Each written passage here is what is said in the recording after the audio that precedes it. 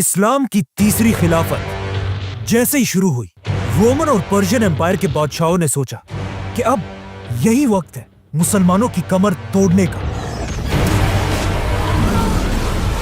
اور ان سارے علاقوں کو مسلمانوں سے واپس چھیننے کا جنہیں حضرت عمر نے ان امپائر سے فتح کیا تھا، کیونکہ ان بادشاہوں کا یہ خیال تھا کہ مسلمانوں کی یہ خلافت صرف حضرت عمر کی طاقت سے بنی تھی اور نیا خلیفہ عثمان اس خلافت کو ڈیفینڈ نہیں کر سکے گا۔ تو سب سے پہلے رومن امپائر کے بادشاہ نے مسلمانوں کے سب سے امپورٹنٹ علاقے ایجپٹ کو چھیننے کا پلان بنایا اور اپنے جنرل مینوئل کو 300 جنگی جہازوں کے ساتھ ایجپٹ کی طرف روانہ کیا، کیونکہ ایجپٹ دنیا کا سب سے رچ علاقہ تھا اور پچھلے 600 سال سے یہاں کا سارا گولڈ اور گندم سیدھا رومن امپائر کے کیپٹل کی طرف بھیجا جاتا تھا۔ لیکن اب حضرت عمر کی خلافت میں ایجپٹ کو فتح کرنے کے بعد یہاں کا سارا مال رومن امپائر کے بجائے مسلمانوں کے کیپٹل مدینہ کی طرف جانے لگا اور یہ رومن امپائر کی اکانومی کے لیے ایک بہت بڑا دھچکا تھا۔ اسی لیے 300 جہازوں میں رومن امپائر کی بہت بڑی فوج مسلمانوں کے ایجپٹ کی طرف بہت تیزی سے بڑھ رہی تھی اور اس فوج سے لڑنا کوئی آسان کام نہیں تھا۔ اسی لیے سارے مسلمان ایجپٹ کو فتح کرنے والے صحابی اور جنرل عمر بن عاص کی طرف دیکھنے لگے، لیکن یہاں پر ایک بہت بڑا مسئلہ تھا۔ مسلمانوں کے جنرل عمر بن عاص کو اس حملے سے پہلے ہی ان کی پوزیشن سے ہٹا دیا گیا تھا۔ اصل میں اس سے کچھ ہی سال پہلے عمر بن عاص رضی اللہ تعالیٰ عنہ نے حضرت عمر کے دور میں پہلی بار ایجپٹ فتح کیا، جسے ہم پورا ایکسپلین کر چکے۔ ایجپٹ فتح کرنے کے بعد خلیفہ عمر رضی اللہ تعالیٰ عنہ نے عمر بن عاص کو پورے ایجپٹ کا گورنر بنایا، لیکن پہلے دن سے خلیفہ عمر کو اپنے اس گورنر عمر بن عاص رضی اللہ تعالیٰ عنہ سے ایک بہت بڑی شکایت تھی، اور وہ شکایت یہ تھی کہ ایجپٹ دنیا کا سب سے رچ علاقہ ہونے کے بعد بھی حضرت عمر بن عاص وہاں سے مدینہ کی طرف بہت کم ٹیکس بھیج رہے تھے، اور حضرت عمر اس بات سے بالکل بھی خوش نہیں تھے۔ بٹ اس سب کے بعد بھی حضرت عمر نے اپنی خلافت کے آخری دن تک عمر بن عاص کو ان کی پوزیشن سے نہیں ہٹایا۔ لیکن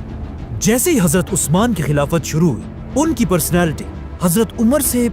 بالکل اپوزٹ تھی، اور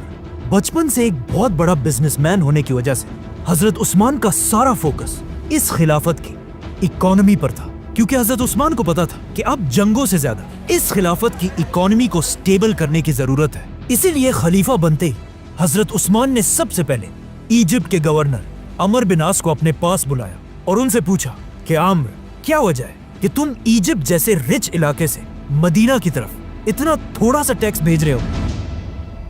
ناؤ عمر بن عاص کوئی عام انسان نہیں تھا، وہ ہمیشہ سے ہی اپنے زبردست بولنے کے انداز کی وجہ سے پورے عرب میں مشہور تھے۔ اسی لیے انہوں نے حضرت عثمان کے سوال کا بہت ہی یونیک جواب دیا کہ یا امیر المومنین، اونٹنی اتنا ہی دودھ دے رہی ہے جتنا وہ دے سکتی ہے، مطلب ایجپٹ کی عوام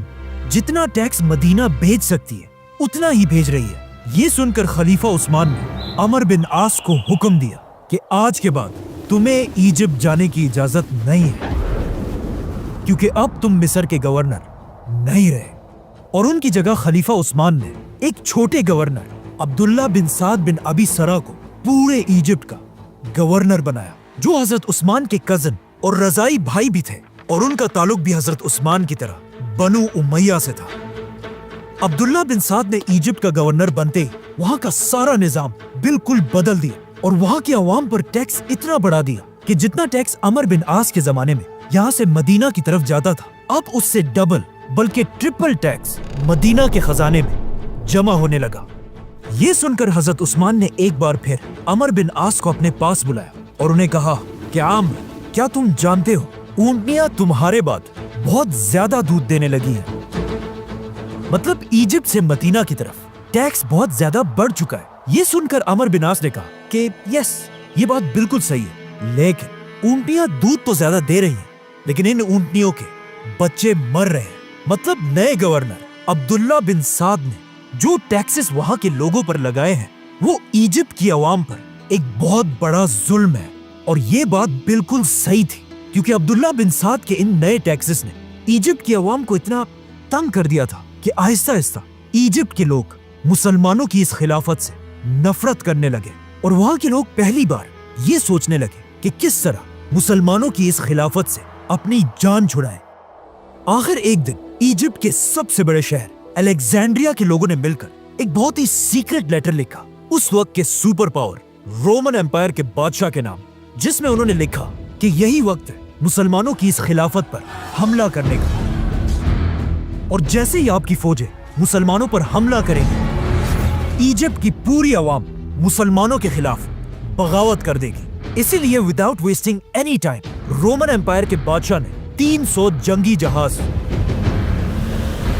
تلواروں، تیروں اور اپنی فوج سے بھر کر مسلمانوں سے جنگ کے لیے روانہ کیا۔ جیسے ہی رومن امپائر کی فوج ایجپٹ کے سب سے بڑے شہر الیگزینڈریا تک پہنچی، وہاں کی عوام نے انہیں دیکھ کر مسلمانوں کے خلاف بغاوت کر دی، اور وہ رومنز کے ساتھ مل کر مسلمانوں کی فوج کو مارنے لگے، اور بہت ہی آسانی سے انہوں نے الیگزینڈریا جیسی امپورٹنٹ سٹی مسلمانوں سے چھین لی۔ صرف کچھ ہی مسلمان ایسے تھے جو بہت مشکل سے اپنی جان بچا کر الیگزینڈریا سے بھاگ گئے اور سیدھا ایجپٹ کے کیپٹل کی طرف گئے، اور جا کر وہاں مسلمانوں کے گورنر عبداللہ بن سعد کو بتایا کہ پورے ایجپٹ میں مسلمانوں کے خلاف ایک بہت بڑی بغاوت ہو چکی ہے۔ لیکن اب مسئلہ یہ تھا کہ عبداللہ بن سعد ایک بہت ہی نئے گورنر تھے، اور وہ اس سے پہلے کسی بھی بڑی جنگ کے لیڈر نہیں رہے تھے۔ اسی لیے مسلمانوں کو اس بات کا ڈر تھا کہ ہمارے یہ گورنر عبداللہ بن سعد رومن امپائر کی اتنی بڑی فوج سے جنگ نہیں جیت پائیں گے، اور ایجپٹ ہمیشہ کے لیے مسلمانوں کے ہاتھ سے نکل جائے گا۔ اسی لیے ایجپٹ کے مسلمانوں نے مل کر خلیفہ عثمان رضی اللہ تعالیٰ عنہ کی طرف ایک لیٹر بھیجا کہ آپ عبداللہ بن سعد کو ہٹا کر ان کی جگہ دوبارہ عمر بن عاص کو ایجپٹ کا گورنر بنائیں، کیونکہ عمر بن عاص ایک بہت بڑے لیڈر اور جنرل تھے۔ انہوں نے اس سے پہلے بھی پورے ایجپٹ کو فتح کیا تھا، جس کی وجہ سے اب تک رومن امپائر کے فوج کے دلوں میں عمر بن عاص کے نام کا خوف تھا۔ یہ دیکھ کر حضرت عثمان نے بالکل ایسا ہی کیا، اور عمر بن عاص رضی اللہ تعالیٰ عنہ کو دوبارہ گورنر بنا کر 15,000 کی فوج کے ساتھ رومن امپائر سے لڑنے کے لیے روانہ کیا۔ ناؤ جو مسلمان اس سے پہلے رومن امپائر کی فوج کے سامنے بالکل مایوس ہو چکے تھے، اب عمر بن عاص کو ایجپٹ میں داخل ہوتا ہوا دیکھ کر وہ سب لڑنے کے لیے دوبارہ تیار ہوئے، اور حضرت عمر بن عاص کے حکم کا انتظار کرنے لگے۔ لیکن جیسے ہی عمر بن عاص مسلمانوں کے کیپٹل پہنچے، انہوں نے مسلمانوں کو کلیئرلی کہا کہ ہم جنگ نہیں لڑیں گے، کیونکہ انہیں پتا تھا کہ ایجپٹ کی عوام نے صرف اور صرف عبداللہ بن سعد کے سخت ٹیکسوں کی وجہ سے مسلمانوں کے خلاف بغاوت کی ہے۔ اس کے علاوہ انہیں مسلمانوں سے کوئی شکایت نہیں ہے، اور یہاں کی عوام بالکل بھول چکی ہے کہ اصل میں رومن امپائر کتنی ظالم امپائر ہے۔ عمر بن عاص رضی اللہ تعالیٰ عنہ مسلمانوں کو سمجھانے لگے کہ جب ایجپٹ کی عوام رومن امپائر کے ظلم کو دیکھے گی، وہ خود بخود ان کے خلاف ہو جائیں گے، اور ہم جنگ کے بغیر ہی جیت جائیں گے۔ جو حضرت عمر بن عاص نے کہا تھا ایگزیکٹلی ایسا ہی ہوا۔ رومن امپائر ایجپٹ پر حملے کے بعد یہاں کے ہزاروں انسنٹ لوگوں کو مارنے لگی، ان کے دکانوں اور گھروں کو لوٹنے لگی، اور ایون ان کی عورتوں اور بچوں کو بھی نہیں چھوڑا۔ اسی طرح ظلم کرتے ہوئے جیسے ہی رومن امپائر کی فوج مسلمانوں کے کیپٹل کے قریب پہنچی، وہ اس وقت تک یہاں کی عوام پر اتنا ظلم کر چکی تھی کہ اب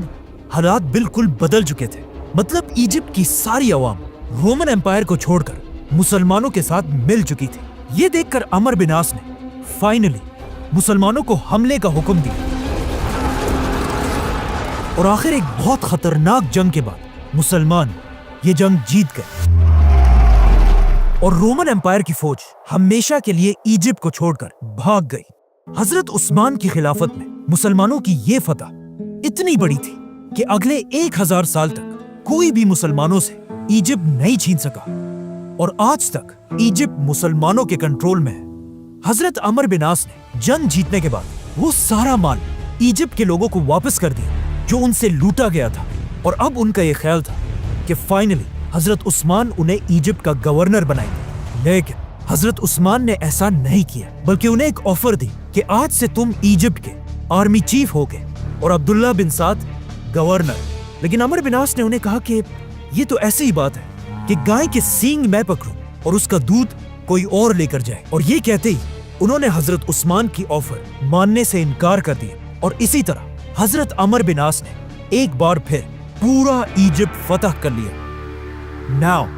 ایجپٹ کا مسئلہ تو حل ہو چکا تھا لیکن اب خلیفہ عثمان کی زندگی کا سب سے بڑا واقعہ پیش آنے والا تھا کیونکہ پہلی بار دنیا کے مسلمان قرآن کی قرأت کے بارے میں ایک دوسرے سے لڑنے لگے تھے، جس کے بعد حضرت عثمان نے دنیا کا پہلا یونائٹڈ قرآن بنایا جسے آج تک پوری دنیا پڑھتی ہے. سبسکرائب.